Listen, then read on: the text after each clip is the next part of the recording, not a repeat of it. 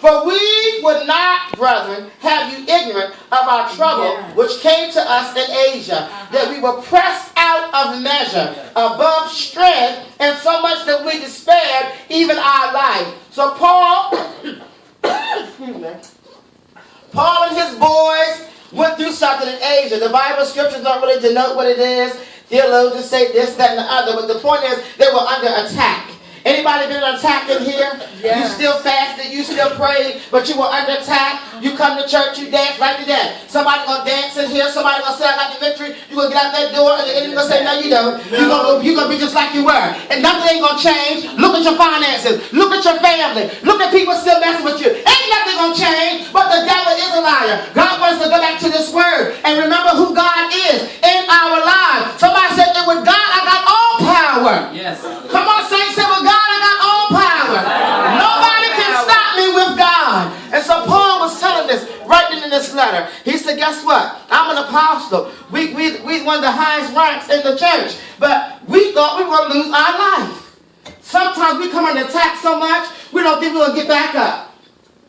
Have you ever been attacked before? And you feel like your heart just beating so fast, like, whew.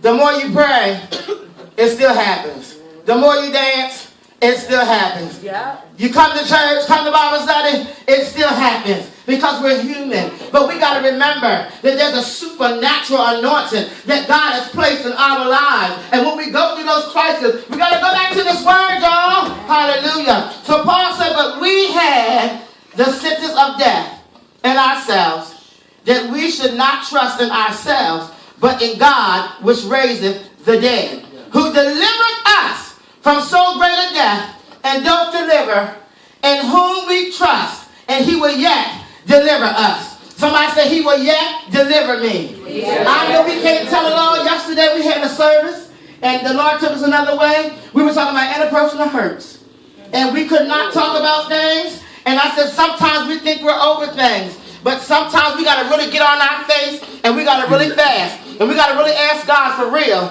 am I over that? Because some of us will dance around here, we walk around smiling, but on the inside we are hurt, we are crushed, we are distressed, we are oppressed, and we are depressed. That's why you look at the news, and someone you thought was okay, they've committed suicide because there are interpersonal hurt. But she preached a message the other day, and the Lord keeps bringing it back to me about live. Somebody needs to understand why Jesus came to this earth. It was not just so we could get titles. It was not just so we could be anointed. It was so we could live on this earth. And I need everybody on the sound of my voice in this anointing right here to say, I choose to live. Hallelujah.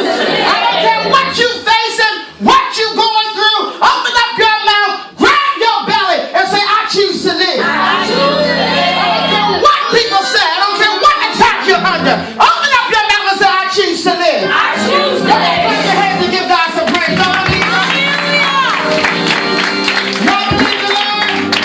It said he will deliver us. He will deliver us.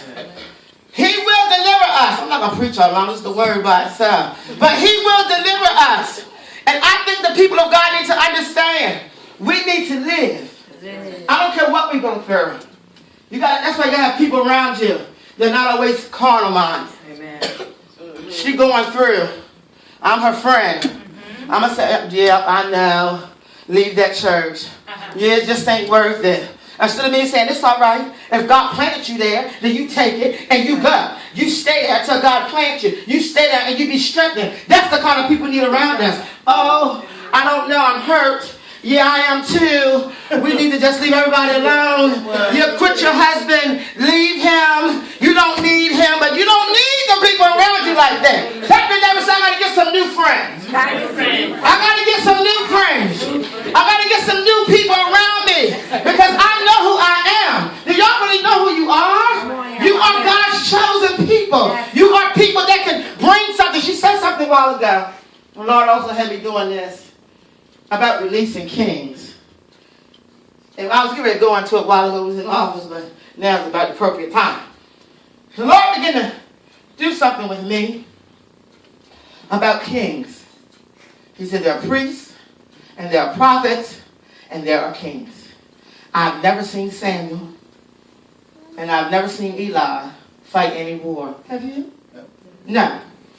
David, Solomon, they all. And what I like about the kings, the Bible has different descriptions. You know, Eli was in the what? Temple. Samuel, he was the prophet. He walked and led Israel. But when they talk about the kings, they had castles and armies and men and riches and temples. And so I said, Lord, what are you saying? He said, that's why you've been so frustrated all these years, because I never called you to be a priest. I called you to be a king. Well, I said, what? He said, I called you to be a king, not a priest. There are some people, I've always had a problem with people giving me tithes. I've had the worst fight with that foolishness, and I know because of my daddy, because he used to tell us we don't need nobody's money. Work for it hard and get it yourself. That's how my daddy told me. So I grew up with that. I don't need your